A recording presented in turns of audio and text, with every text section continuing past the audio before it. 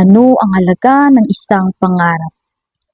Para sa milyong-milyong Pilipino, ang sagot ay ilang taon na malayo sa pamilya. Libong-libong milya ang distansya at isang maleta na puno ng pag-asa. Pero paano kung ang maletang iyon sa halip na pasalubong ay mag-uwi ng isang bangungot?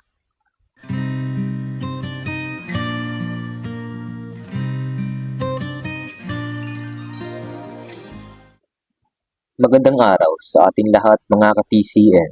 Ako si Brian At ako naman si Cassie at ito ang Kahon ng Misteryo. mga lihim sa ibayong dagat. Sa unang serye ng ating podcast, tatalakayin natin ang mga kaso ng ating mga kababayang overseas Filipino workers, mga kwento ng pangarap, sakripisyo at trahedya. At para sa ating unang episode, dadalhin namin kayo sa disyerto ng Kuwait, kung saan ang pangarap ng isang ina ay natagpuang nagliliyab. Bakit ba ang naging wakas ng buhay ko'y ito? Si Jollibee Ranara, 35 taong gulang, isang ina sa 4 na anak mula sa Las Piñas. Tulad ng maraming ina, simple lang ang kanyang pangarap, ang may taguyod ang kanyang pamilya. Taong 2021, sa gitna ng pandemya, nagdesisyon siyang mangibang bansa. Ang destinasyon, Kuwait. Ang trabaho, domestic helper. Isang sakripisyong puno ng pangamba. Ngunit para kay Jollibee, ito ang tanging paraan. Ay bakit ba ganito?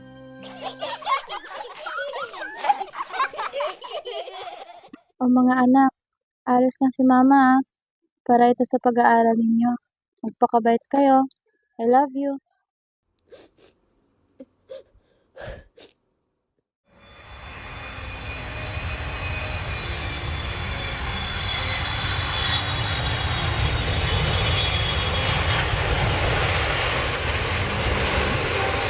Tulad kong nasa ibang bansa.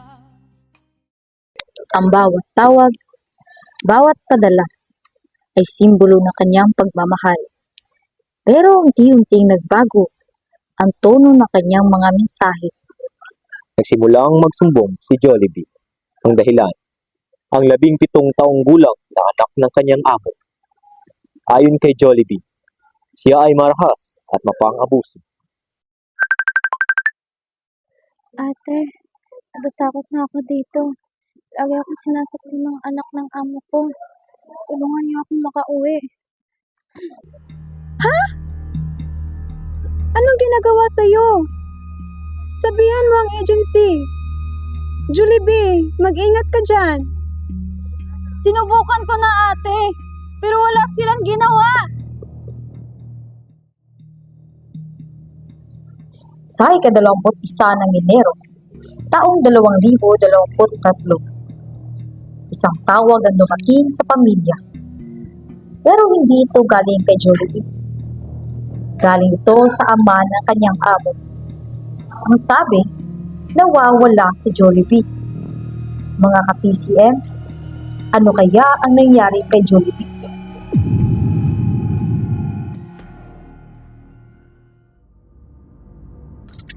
Kinabukasan, sa gitna ng Alsani Desert, natagpuan ang isang sunog na katawan na hindi na makilala. At sa pamamagitan ng DNA test at dental records, kinumpirma ito nga ay ang mga nabi ni Jollibee Ranara. Ayon sa autopsy, siya ay buntis, pinahirapan at basag ang bungo bago pa sinunog. Agad nahuli ang salarin. Ang mismong taong kinatatakutan niya, ang 17 taong gulang na anak na kanyang amo. Pero ito ba ang katapusan ng kwento? Ano ang nagtulak sa isang menor de edad sa ganitong krimen? At anong hustisya ang naghihintay? Yan ang alamin natin sa karugtong ng kwentong ito.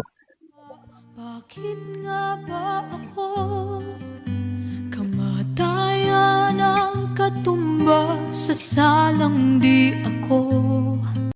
Magbabalik po ang kahon ng misteryo pagkatapos ng isang mahalagang paalala. Sa bawat kumusta, may nakatagong miss na kita. Kamusta? At sa likod ng okay lang ako, may bigat at pangamba, lalo na para sa mga kababayan nating nasa malayo. Pero hindi kailangang sarilinin ng lahat. May handang makinig. Kami sa Ugnayan PH. Ligtas, maaasahan at laging bukas saan ka man sa mundo. Bisitahin ang www.ugnayanph.org. Ugnayan PH, dahil hindi ka nag-iisa sa iyong paglalakbay. Hanggang sa dulo ng mundo.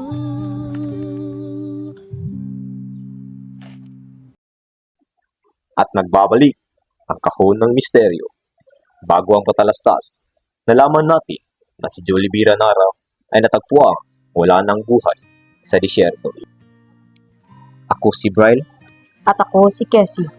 Para sa aming mga ka-TCM, tandaan natin, ang komunikasyon at teknolohiya ay may kapangyarihan. Ang isang tawag, isang mensahe o isang post sa social media pwedeng maging tulay para mailigtas ang isang buhay. Sa ating larangan bilang Technology Communication Management students, responsibilidad natin na gamitin ang ating kaalaman para palakasin ang boses ng mga katulad ni Jollibee. Hanggang sa muli, dahil sa kahon ng misteryo, Bawat kahon may kwento, hindi lahat masaya ang dulo. Marami na katulad kong nasa ibang bansa, inaapi, sinasaktan, kasama'y laging luha. Marahil ay hindi kami ang tanging pinagpala na may lalang dito sa balat.